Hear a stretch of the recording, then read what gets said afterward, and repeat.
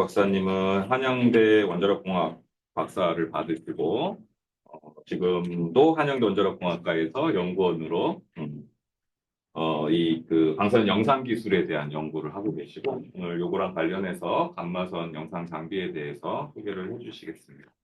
박수로 환영해 주세요.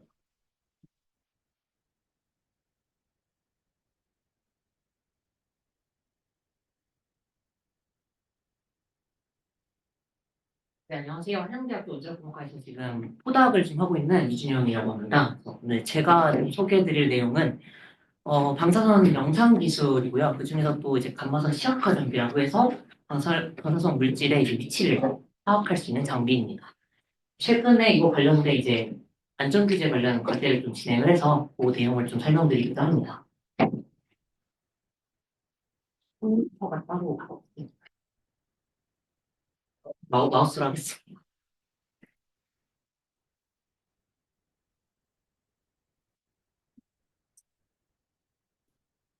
네, 먼저 그냥 간단하게 감마선 영상 제고상이 어떤 건지 모르시는 분들도 많을 것 같아서 원리에 대해서 간단하게 소개해드리고 또 국내 개발 현황을 먼저 좀 간단하게 좀 소개해드리겠습니다. 영상 장비를 설명하기 앞서서 조금 친근한 내용으로 좀 시작을 해보려고 합니다. 이제 앞에 보이는 그림은 전선들입니다. 열선들이 있는 전선이고요. 이 중에 만약에 한 열선이 이제 과열된 상태일 때 이 열선을 어떻게 찾을까에 대한 이제 문제가 생긴 상황입니다. 이제 첫 번째 방법은 이제 온도계를 한 번씩 찍어보면서 어떤 열선에서 이제 열이 과하게 나고 있는지 파악을 할 수 있는 방법이 있을 겁니다. 근데 이 경우에는 작업자가 근처에 가다가 뭐 화상을 입는다거나 이런 건강적인 문제가 발생할 수 있습니다. 이런 걸 해결하기 위해서 나온 부분이 이제 열화상 카메라인데요. 열화상 카메라 같은 경우에는 이제 원거리에서 카메라 형식으로 찍으면 어느 부분의 전선이 이제 과하게 열이 나고 있는지 파악할 수 있는 이런 장비입니다. 이런 이제 역사는 이제 방사선 물질에서 똑같이 이제 발생을 하고 있습니다. 그래서 기존에는 방사선 물질을 탐지하기 위해서 다음과 같이 뭐 GM 카운터나 NAR 검출을 이용해서 계측기에서 울리는 알람 소리의 크기를 이용해서 어디 부분에 선이 있는지 파악을 하는 그런 이제 방법이 있었습니다. 이 부분도 아까 열선에 하나하나 이제 온도계를 찍는 거랑 똑같이 결국은 작업자가 방사선 물질 근처에 접근해야 되는 한계점이 있고 이에 따라 이 작업자가 이제 피폭이 조금 우려가 될 수 있는 상황이 있습니다. 이를 해결하기 위해서 똑같이 방사선 시약화 장비라는 개념이 도입이 되었고요.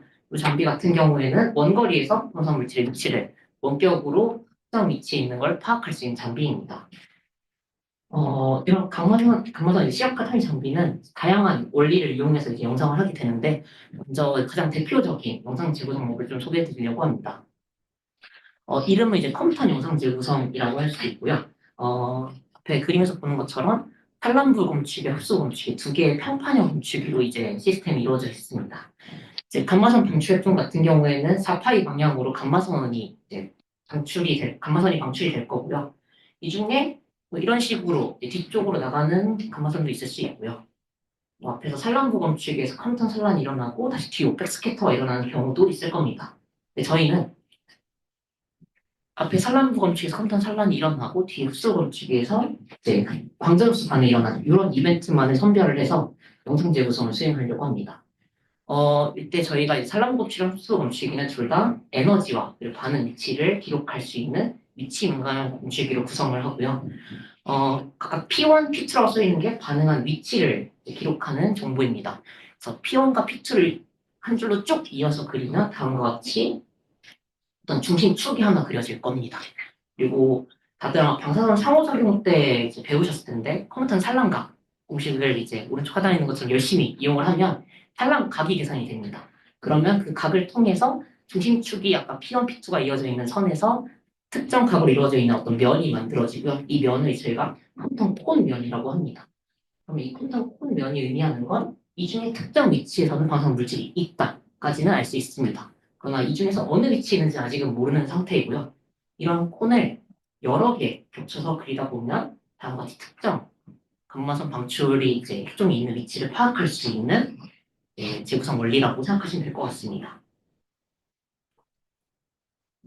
이런 식으로 콘을 여러 개 겹치다 보면은 세슘이나 코발트가 3차원적으로 특정 위치에 영상이 그려질 수 있는 모습을 이제 보실 수 있습니다.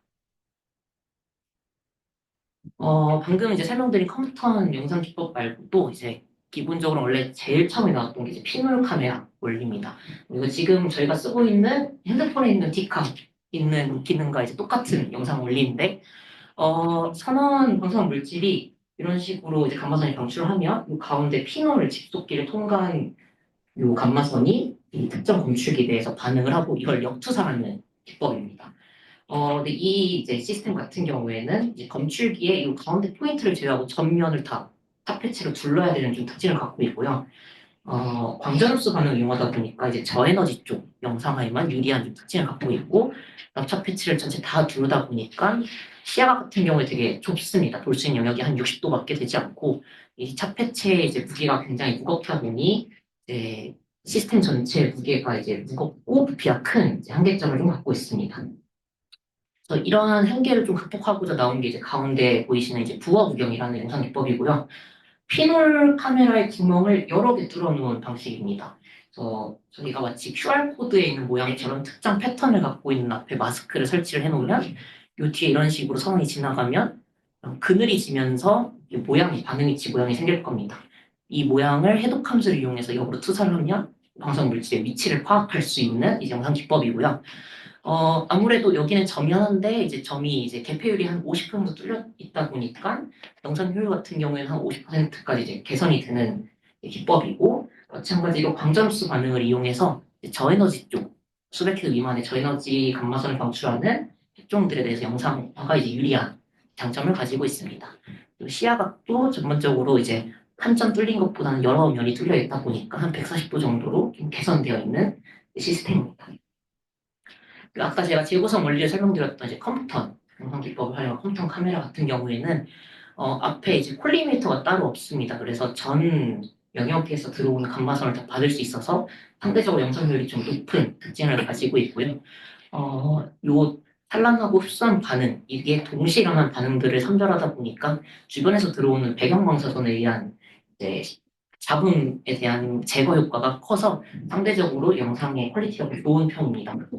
하지만 요 이제 시스템 같은 경우에는 산란부에서 꼭 산란이 일어난 다음에 이제 흡수부에 이제 흡수가 되는, 그러니까 요건 컴퓨터 산란이 원활하게 일어나는 감마선 에너지 영역을 방출하는 이제 핵종들에 대해서는 영상화가 가능합니다. 그러니까 사실 350 케브 미만의 감마선들은 대부분 요 앞에서 광전 흡수 반응이 일어나다 보니까 요 원리를 사용하지 못합니다. 그래서 한 350 케브 이상의 고에너지 감마선을 방출하는 핵종들만 영상화 가능한 이제 또 특징을 가지고 있습니다.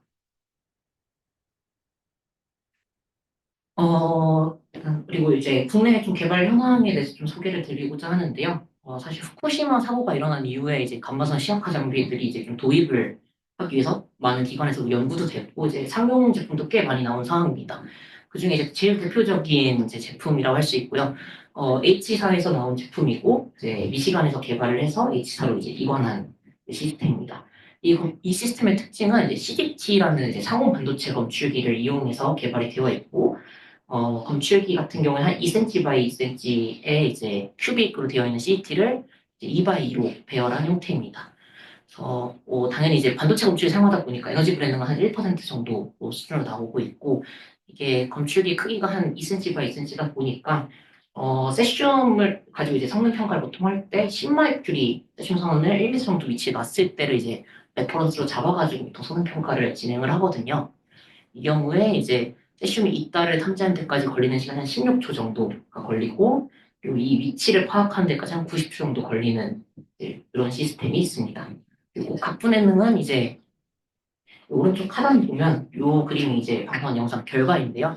요 동그라미의 크기라고 생각하시면 될 것 같습니다. 그래서 요게 한 각도로 30도 정도의 이제 크기를 갖고 있고, 이 말은 30도가 떨어져 있지 않은 한 20도 떨어져 있는 핵종 같은 경우는 그냥 하나로 보이는 그런 특징을 가지고 있어서, 요 숫자가 낮으면 낮을수록 이제 선원들이 개별적으로 있을 때 잘 분리해낼 수 있다라고 생각하시면 됩니다. 이 시스템 같은 경우에 앞에 이제 코디드 아파처 마스크도 달아서 저에너지 쪽은 코디드 아파처 영상 재구성을 수행하고, 이제 고에너지 쪽은 이제 컴퓨터 영상 재구성을 수행해서 그전 에너지 영역을 좀 커버하는 특징을 가지고 있습니다. 다음으로는 이제 앞서서는 이제 사원반도체 검출기를 이용고, 이번 거는 이제 진짜 저희가 알고 있는 HPG 건축기를 이용한 이제 시스템입니다. 이 시스템 같은 경우에는 HP를 쓰다 보니까 에너지 분양이 당연히 이제 0.3% 정도 수준으로 굉장히 우수한 특징을 갖고 있고요. 이제 그 HPG 건축기의 그 볼륨을 키우는 건 또 어려운 부분이라 상대적으로 크게 만들지 못했습니다. 그래서 두께가 사실 1cm밖에 안 되는 상황이다 보니까 그 안에서 컴퓨터 산란하고 광전수 반응까지 일어나야 되는 이런 경우들이 사실 그렇게 많지는 않습니다. 그래서 세슘 슈말큐리가 이제 1m 정도 위치 떨어졌을 때 한 30초 정도 이제 기다리면 세슘의 위치를 파악할 수 있는 일부 이제 스펙을 갖고 있고요.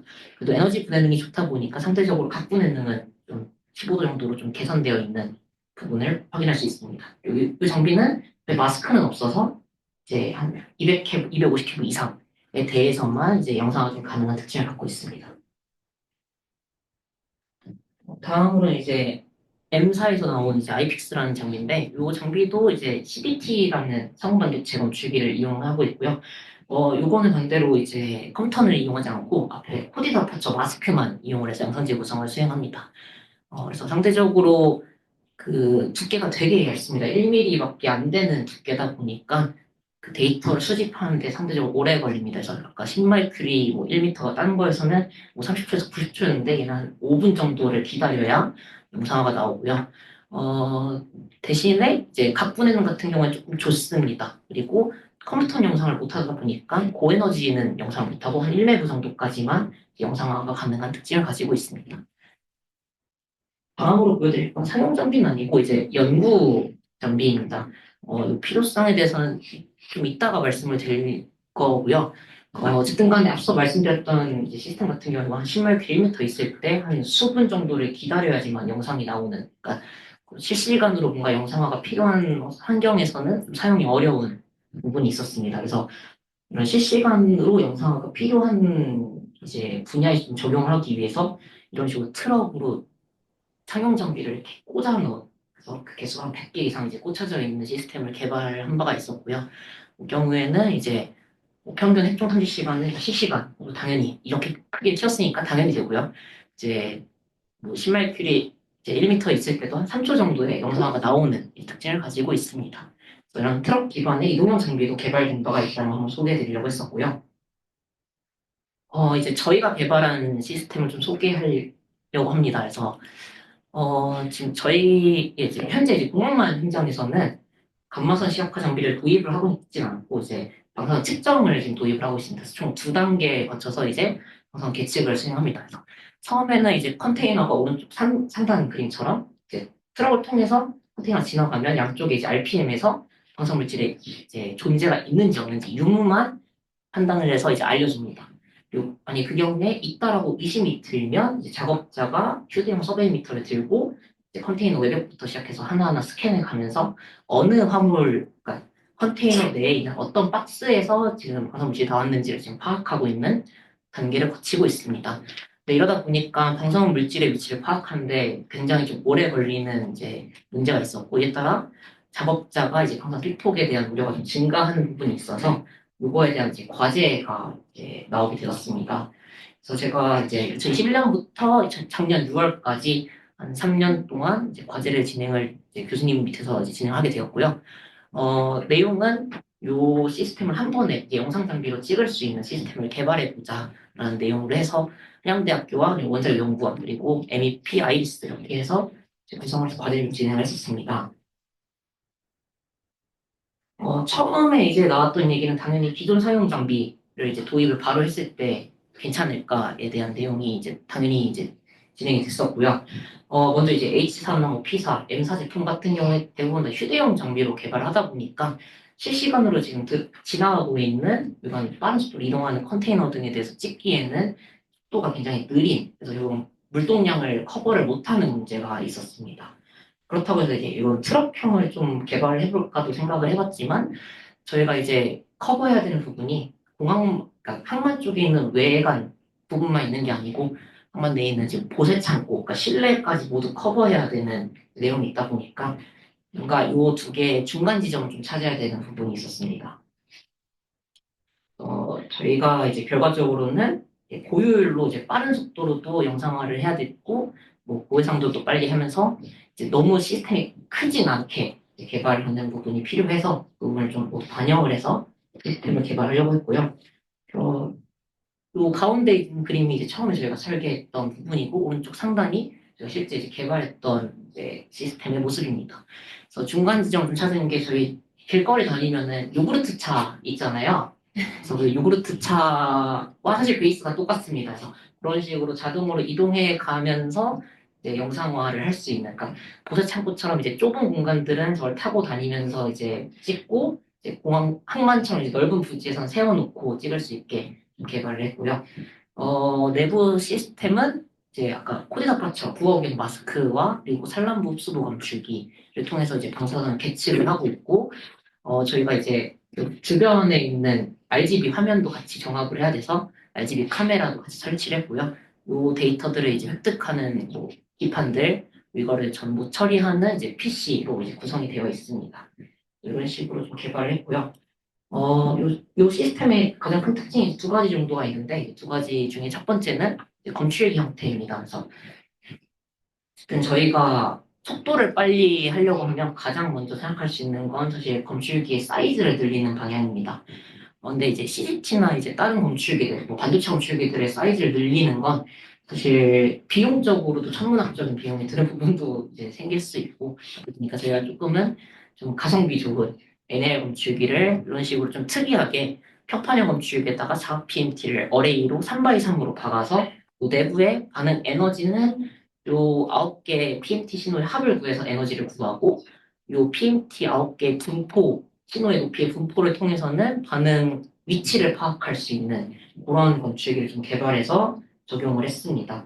그래서 에너지 분해능 같은 경우에는 이제 한 6.9%, 그래서 상용 검출기, 상용 NA 검출기 이제 원통형으로 되어 있는 거랑 거의 상응하는 수준의 이제 에너지 분해능을 확보했었고요.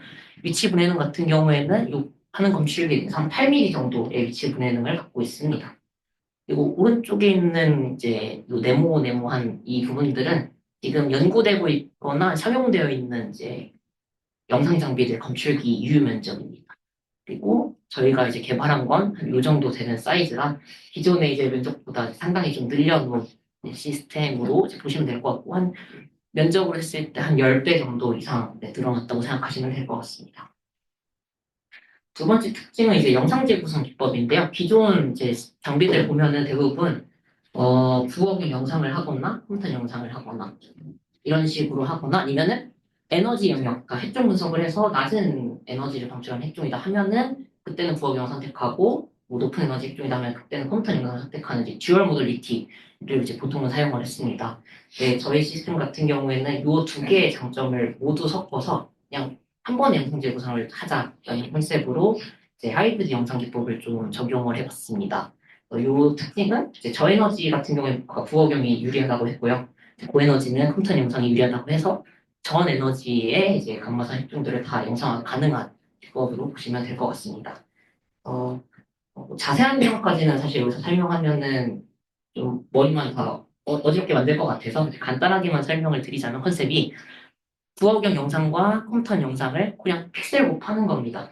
근데 여기서 문제가 될 수 있는 게 예를 들면 저에너지 감마선이면 컴퓨터 영상이 안 그려지니까 픽셀이 다 0이 될 거잖아요. 이러면은 있는 선원에다가 0 곱하면 0이 나오니까 저희가 각각의 효율들을 구해서 효율 보정식을 이제 분모에 넣어서 실질적인 유효한 그 효율을 반영한 픽셀 곱을 했습니다. 그래서 이때 할 때는 저희가 이제 잔트포 전선모사를 이용해서 이런 식으로 각 에너지별로 실제 효율들을 좀 구해서 적용을 했습니다. 다음은 이제 정밀 영상 정합 부분이고요. 그러니까 저희가 사실은 그냥 단순하게 영상만 띡 보여드리면 어느 화물이 특정이 불가능합니다. 그래서 어느 박스인지 명확하게 하기 위해서는 사실 RGB랑 정합을 하는 부분이 꼭 필요하고요. 사실 RGB랑 동선 영상이랑 정합하는 게 쉽진 않습니다. 왜냐면은 RGB에서 화면들은 각각 거리 정보들이 다 다른데 특정 위치는 멀리 있을 거고 어떤 책상은 뭐 어떤 상자가 앞에 있을 거고 하는데 영상 제고서는 그걸 다 일관된 평면에다 그리면 선의 위치가 어긋나게 됩니다. 그래서 저희가 도입을 한 게 이제 인텔에서 나온 리얼센스라는 RGBD 카메라고요. 요 카메라의 특징은 RGB 영상도 주고 뎁스 영상도 줍니다. 그래서 이 두 개의 정보를 섞으면 정구름 데이터, 포인트 클라우드라는 데이터를 줍니다. 이 데이터 같은 경우에는 3차원 정보이고요. 이런 식으로 RGB가 입혀져 있으면서도 그 각각의 포인트마다 X, Y, Z 정보를 다 제공을 해줍니다. 그래서 이 각각이 맞는 거리 정보들을 다 이용해서 방사선 영상을 그리면 이런 식으로 영상이 다 설정화되고 이걸 다시 RGB의 인덱스를 이용해서 가지고 정합을 하면 이런 식으로 이제 실제 선의 위치에 영상이 그려질 수 있는 기법입니다. 최종적으로 저희가 이제 실증을 나가기 전에 이 GUI를 좀 만들어야 돼서 이런 식으로 좀 GUI 좀 구성을 했고요. 화면의 왼쪽 부분은 이제 에너지 스펙트럼을 통해서 피크가 어떤 것들이 있는지 이제 핵종 분석을 하는 부분들이고요. 이걸 통해서 나온 핵종들은 이제 오른쪽 하단에 어떤 핵종들인지, 주요 에너지가 뭐고, 어떤 군인지, 뭐 산업용으로 많이 쓰는 핵종인지, 아니면 배경 방사선인지 등을 좀 표기할 수 있도록 이런 식으로 이제 구성을 했고요. 이제 오른쪽 상단 같은 경우에는 아까 정합된 영상이 좀 보일 수 있도록 이렇게 배치를 했습니다. 그리고 이 부분은 이제 뒷부분에 3차원 영상 쪽이랑 나중에 다시 한번 설명을 드리면 될 것 같고, 이 부분은 이제 그 작업자의 선량률 정보를 이제 제공할 수 있도록 이제 구성을 했습니다. 다음으로는 이제 성능 평가 결과랑 그리고 타 상용 장비의 성능 비교 부분을 조금 보여드리고자 합니다. 먼저 이제 저희가 하이브리드 영상 기법을 이용하다 보니까 각 에너지별로 성능이 어떤지 좀 평가하기 위해서 시스템 정면 2m 앞에 아메리슘, 바륨, 세슘, 코발트를 각각 한 번씩 위치시켜 놓고 영상을 좀 그려보았습니다. 한 번은 저희가 이제 시스템을 그대로 두고 부어오면 영상만 이제 재구성을 해본 거고, 가운데 그림은 이제 컴퓨터 영상 재구성만 수행해 본 거고요. 아까 저희가 개발한 하이브리드 영상의 이제 마지막 아래쪽에 빨간색으로 표시한 그림입니다. 그래서 보시면 부어경은 고에너지 쪽에서 영상이 좀 잘 안 그려진다고 설명을 드렸는데, 이런 식으로 이제 노이즈들이 좀 생기는 걸 확인하실 수 있고요. 컴퓨터 영상 같은 경우에는 이제 저에너지는 컴퓨터 산란이 아예 안 일어나서 영상이 그려지지 않는 이런 부분들을 확인하실 수 있습니다. 하지만 이 두 개를 섞어서 이런 식으로 하이브리드를 쓰면 저에너지부터 고에너지까지 상당히 좀 균일하게 가쁜 에너 같은 경우에도 한 10도에서 한 5도 정도 내에서 일정하게 영상이 좀 그려지는 그 특징을 가지고 있고 위에서 보였던 노이즈도 없어지는 특징을 좀 볼 수 있습니다. 다음은 이제 세션을 이용해서 이제 이 시스템의 이제 정면부터 이제 후면까지 영상을 좀 다 한 번씩 확인해 봤습니다. 그래서 0도, 30도, 60도, 측면에는 90도, 120도, 150도, 80도 이렇게 각각 한 번씩 위치시켜 놓고 실제 영상을 그린 결과가 이제 오른쪽이고요. 보시면 뭐 0도부터 시작해서 180도까지 다 실제 이제 선의 위치를 이제 저희가 십자가로 놓았는데 십자가 위치 정확하게 그려지는 것을 확인할 수 있습니다.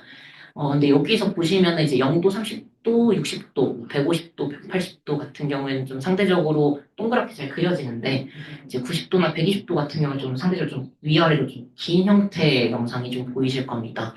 이 부분의 이제 특징은 이제 컴퓨터 영상 같은 경우에 콘이 그려지는데, 저희가 이제 검출이가 측면에서 보면 일자 형태거든요. 그래서 반 형태가 일자 형태로만 이루어지다 보니까 위아래로 좀 길게 그려지는 부분이 있습니다. 그리고 여기에서 이제 코디 자포치 영상이 안 되는 부분입니다. 그러니까 코디 자포치는 사실 60도까지만 되는 부분이라 이 부분을 커버해주지 못하는 부분을 확인할 수 있었습니다. 다음으로 이제 영상화 가능한 선량률을 좀 살펴봤습니다. 어, 배경 방사선 선량률이 한 0.1 마이크로시버트 퍼 아워 정도가 되고요. 저희가 이제 세슘 면제 선언을 가지고 15m부터 한 25m까지 바꿔가면서 선량률 조건을 변경했을 때 영상이 어떻게 나올지 좀 살펴봤습니다. 요 조건 같은 경우에는 이제 80마일 규선이 15m 떨어져 있을 때고 백그라운드에 한 0.1% 정도가 백그라운드 1% 정도가 됐을 때 이제 영상 결과이고요. 백그라운드에 한 0.5%, 0.4% 정도고 이때까지는 5분 내 영상이 가능한 걸 확인할 수 있었고요.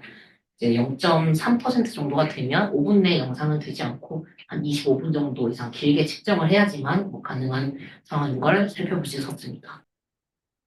이제 그 다음으로 이제 현장 적용을 위한 좀 여러 가지 영상 재구성 기술을 좀 개발해서 이 부분을 좀 소개해 드리고자 합니다. 아까 GUI에서 제가 설명 안 드렸던 부분인데요. 그 3차원 감마선 영상 재구성 부분입니다. 세관 현장 같은 경우에는 야외 환경은 이런 식으로 이제 컨테이너 여러 개 겹층되어 있는 복잡한 구조이고요. 보세 창고 같은 경우에도 이런 식으로 양쪽에 화물이 나란히 되어 있어서 굉장히 좀 복잡한 구조입니다. 근데 이 경우에 그냥 2D RGB 화면에서만 영상을 보여주면 실제 선이 여기 있어도 저희 영상 그림에서는 그냥 요 앞에 있는 것처럼 표기가 됩니다. 그래서 잘못 오인될 수 있는 부분이 있기 때문에 이런 루트를 다 따라다니면서 요 지점에만 선이 있다라고 정확하게 표기할 수 있는 3차원 영상 재구성 기법이 좀 필요하다고 생각이 들었습니다. 이런 부분을 좀 개발을 진행을 했고요. 그래서 요즘은 좀 많이 이제 흔해진 기술이 된 것 같은데 이제 로봇 청소기에 들어가 있는 기술입니다. 그러니까 로봇 청소기가 알아서 왔다 갔다 움직이면서 벽에 부딪히지 않고 이제 다니는 데 사용되는 기술인데요. 요 슬램이라는 기술을 이용하면 주변 지형 정보를 찍어내고 그 정보를 통해서 자기 위치도 같이 파악을 합니다. 그래서 자기 위치와 주변 정보의 거리들을 다 포집을 하면서 이런 식으로 데이터가 쌓이고 이 공간 정보가 이제 합쳐지는 이런 기법입니다. 그래서 이런 공간 정보를 이용해서 여기다가 영상 재구성을 하면 아까 말했던 것처럼 겹칠 때 그 펄스 위치가 아닌 트루 위치만 영상이 딱 그려질 수 있을 거라고 좀 생각이 들어서 그런 알고리즘을 좀 구현을 해서 적용을 해봤고요. 이걸 통해서 이제 첫 번째는 실험실 수준에서 좀 성능을 평가해보기 위해서 저희 이제 학교에 있는 한 층을 좀 다 돌아다니면서 실험을 좀 진행을 했습니다. 그래서 특정 위치에 뭐 세슘선 놓고 아메리슘, 뭐 바륨, 코발트, 소디움을 좀 여러 군데에다가 이제 위치를 시켜놓고 새벽에 실험을 좀 진행을 해봤습니다. 이런 식으로 이제 이동을 하면 RGB 화면에 이런 식으로 이제 이동하는 경로가 좀 보일 것 같고요. 각각 이제 이동을 하면서 세슘이 먼저 보이고, 그다음 아메리슘이 정보 여기 보이고, 바륨이 이제 이 위치에 있는 게 이런 식으로 보이고, 코발트, 소듐 모두 이제 각 위치에 맞게 영상화가 되는 걸 확인할 수 있었고, 요 이제 포인트 클라우드 정보들도 이제 요 구조 정보를 좀 다룰 수 있는 걸 확인할 수 있었습니다. 그리고 이제 요 정보들의 각각 위치에 있는 포인트 클라우드 단면 정보들을 이제 확인을 하면 이런 식으로 이 면들의 선들의 위치가 이제 파악이 되는 걸 확인할 수 있습니다. 아마 이 정보를 봐서는 어려우실 거예요. 실제 어디에 뭐가 있는지. 그래서 저희가 실제 하는 건 이런 식으로 대략적인 위치만 파악을 해놓고 여기에 RGBD 화면을 이런 식으로 보여줘서 이제 선의 위치를 좀 쉽게 파악할 수 있게 좀 GUI를 좀 구성해 놓았습니다. 이런 식으로 좀 구성이 되어 있고요. 그 다음에 저희가 이제 항만 쪽에서 실제 컨테이너를 가지고 실험을 해야 되는 상황이 되어서 실증을 위해서 실제 항만을 가지 못했고 이제 캐린에 있는 그 현장 리빙 랩에 구축되어 있는 컨테이너를 이용해서 이런 식으로 컨테이너 주변 한 바퀴 돌면서 사원의 위치를 좀 특정하는 실험을 진행을 해봤고요. 이런 식으로 이제 이동한 경로들을 표현을 했고 이때 검지가 바라보는 방향이 이제 빨간색으로 좀 표시가 되어 있습니다. 이런 식으로 이제 지나갔을 때 컨테이너의 이제 외벽 쪽이 좀 보이면서 여기 상황의 위치가 특정되는 기법이고요. 근데 여기서 이제 좀 한계점을 생각을 했었던 게 그 RGB 카메라의 FOV 때문에 사실 컨테이너 전면 위쪽까지 다 보이지는 않더라고요. 그래서 현재는 이제 라이다 쪽을 좀 적용을 해서 개선을 하고 있는 상황입니다. 그리고 이제 항만 컨테이너 말고 이제 공항에도 따로 ULD라는 컨테이너를 이용하고 있어서 이제 그런 컨테이너에 대해서도 똑같이 이제 실험을 좀 진행을 해봤고요. 조금 더 복잡하게 왔다 갔다 다녔을 때도 이런 식으로 방사선 물질의 위치가 좀 특정이 되는 부분을 확인할 수 있었습니다. 다음으로는 요즘 진행하고 있는 사실 연구 내용입니다. 그래서 현재 이제 항공법 보안법 상에서는 그 뭐 폭발물 무기나 뭐 라이터 같은 거 외에도 사실 방사능 물질을 들고 타면은 안 됩니다. 근데 사실 현재 그거를 이제 탐지하고 있는 시스템은 없는 상태입니다. 사실 그 이유가 이 많은 사람들을 하나하나 다 탐지하면 요 많은 그 그러니까 사람의 이동하는 흐름 양을 공항에서 커버를 못해서 지금 현재 사용을 못하고 있거든요. 그래서 저희가 좀 이 부분을 커버할 수 있지 않을까 싶어서 승객의 이동 흐름 속도도 유지를 하면서 방사능 물질을 좀 특정할 수 있는 뭔가 객체를 인식하고 거기에 이동체 대상으로 좀 실시간으로 빠르게 감마선 시각화를 하는 이런 기술을 좀 개발해 보려고 지금 진행을 하고 있습니다. 그래서 요즘 워낙 객체 인식 기술이 잘 돼 있다 보니까 욜로 기술 좀 적용을 해서 진행을 해보고 있고요. 좀 재구성 부분을 좀 간단하게 설명을 드리면 사실 계속 프레임이 바뀌는 상황입니다. 그러니까 이동체들이 계속 움직이는 상황에서 특정 한 프레임에 대해서 먼저 좀 소개를 해보려고 합니다. 또 특정 프레임에서 RGB 화면이랑 아까 뎁스 화면 이렇게 두 가지를 먼저 획득을 하고요. 이때도 이 뎁스를 얻는 데까지 걸리는 시간 동안 얻은 이제 감마성 영상 장치의 그 데이터들이 있을 겁니다. 요 각각의 세 개의 데이터를 먼저 이런 식으로 준비를 한 다음에 요 RGB 화면에서 먼저 욜로를 사용을 해서 객체 인식을 먼저 각각 수행을 합니다. 그럼 이런 식으로 사람이다를 알려줄 수 있습니다. 그러면 각각 요 사람으로 인식된 객체들에 대해서 요 뎁스 이미지에서 프레임에서 거리 정보를 획득합니다. 그러니까 요 사람의 거리 정보, 요 사람의 거리 정보를 구한 다음에 각각 거리에 맞는 영상제 구성을 수행을 합니다. 그러면은 여기도 영상이 뭔가 그려지고 여기도 영상이 그려질 겁니다. 그러면 이런 식으로 이제 그려진 다음에 다시 위에 있는 이 RGB 화면이랑 정합을 해주면 이런 식으로 이제 사람에 맞게 영상이 그려질 겁니다. 근데 이게 이제 계속 바뀌는 상황이 될 건데요. 그 다음 프레임에서 어떻게 할 거냐면, 어, 이런 식으로 객체가 또 인식이 될 겁니다. 그래서 바뀐 이 옮겨진 객체 인식의 요만큼의 거리 정보를 방사선 물질을 똑같이 아까 앞서 구했던 영상에서 평행 이동을 해줍니다. 이런 식으로 이제 이동된 영상이 그려질 거고요. 그리고 아까 얻었던 것처럼 똑같은 방식으로 새 프레임에 대해서 영상을 얻으면 또 이런 식으로 영상이 하나 또 얻어질 겁니다. 그래서 이 두 정보를 합칩니다. 합치고 다시 이 새로운 프레임의 RGB 영상에 덧입혀주면 이런 식으로 이동한 사람에 맞게 계속 영상이 따라가는 기법입니다. 어, 이걸 좀 한번 검증해 보기 위해서 저희가 공항에 지금 현재 컨택을 해서 좀 준비는 하고 있는 상황인데 먼저 내부적으로 검증을 해야 하다 보니까 연구실 사람들 좀 활용을 해서 실험을 좀 진행을 했습니다. 여러 연구실원들이고요. 이제 한 6명이 한 10일 정도 왔다 갔다 움직이는 상황이고 이제 한 사람이 세슘 선원을 이제 들고 움직이는 상황을 이제 실험을 한번 진행을 해봤습니다. 아까 이제 말씀드리지 못했던 부분이 각각 사람별로 지금 트래킹을 하면서 영상을 그린다고 했는데요.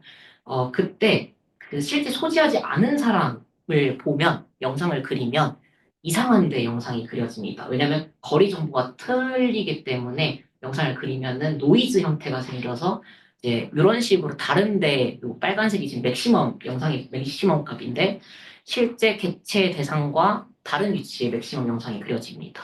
그래서 이런 A, B, C, D, E는 실제 소지하지 않은 사람의 영상이고 이 경우에 모두 객체가 파란색으로 되어 있을 때 다른 부분에 파란색이 있을 때 다른 부분에 맥시멈 영상이 그려지는 상황입니다.